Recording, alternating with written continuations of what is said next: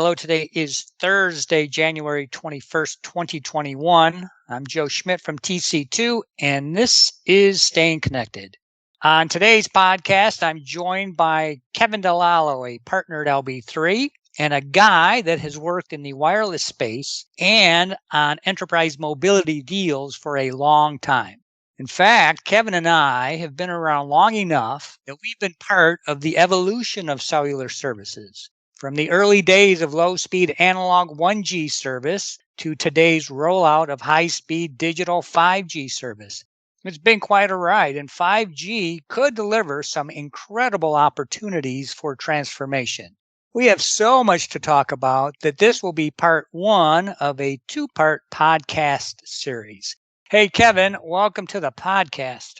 Thanks, Joe. It's good to be back. Man, time flies. I can't believe we've been working in this industry so long that we've seen this much technological advancement. Yeah, I agree. So, as I've mentioned before, I get a kick out of my Samsung smartphone and using it.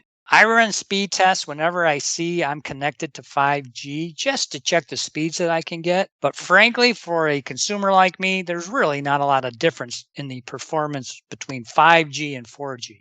Right. The real promise of 5G, at least in the next few years, isn't faster downloads on your smartphone or tablet, but private 5G and industrial Internet of Things applications for enterprises.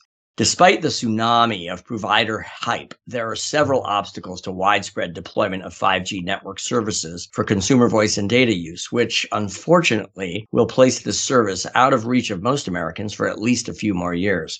One of those obstacles is sheer cost to the providers. Because of the difference in frequency propagation between 4G and 5G spectrum, wireless providers will need 50 times the number of cell sites they currently operate to provide 4G services to serve the same physical area with 5G. A 4G tower has a range of 10 miles, whereas a 5G tower has a range of only 1,000 feet. It's been estimated that the U.S. will need to build a minimum of 800,000 small cell towers in the next 5 years to be globally competitive in 5G consumer network services. And all those sites will have to be connected with underground fiber.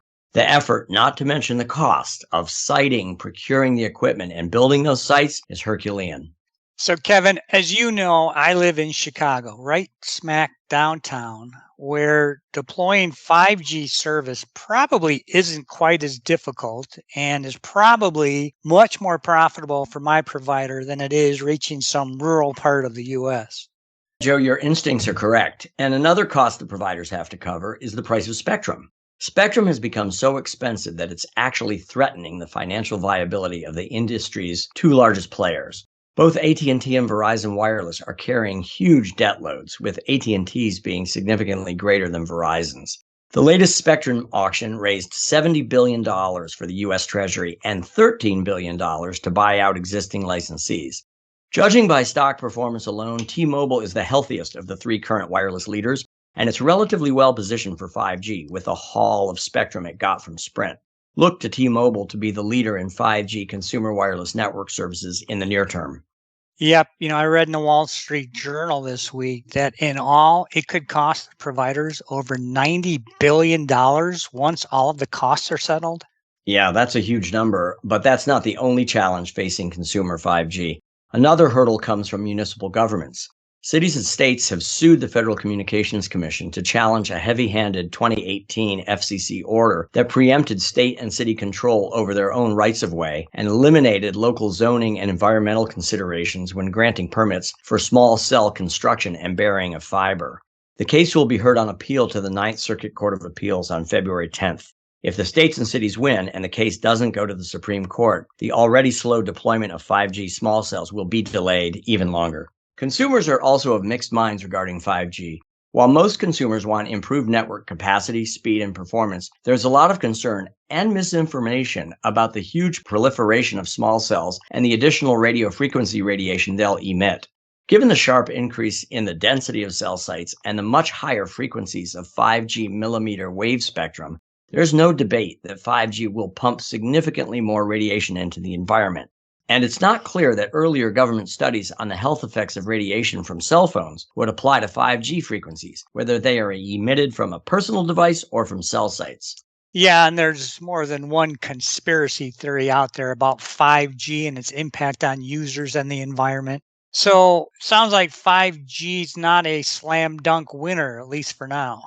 Well, it's really complicated. And then there's the fact that the density of cell site construction necessary to provide 5G coverage to an urban area would have to be replicated on a far broader scale to bring 5G to the suburbs, exurbs, and rural areas. The likelihood of 5G reaching these areas within the next few years is infinitesimally small, which will further exacerbate the digital divide in our society. And then there's the question of demand. Most consumers get their entertainment programming via streaming over Wi Fi rather than by downloading content over cellular networks and then playing that content later. Those who do download content for playing later usually use Wi Fi to do so, since cellular service is too expensive for big downloads, even with unlimited plans. 5G's increased speed and capacity, while impressive, won't offer cognizable benefits to the largest consumers of streamed content who will continue to use Wi Fi for that purpose.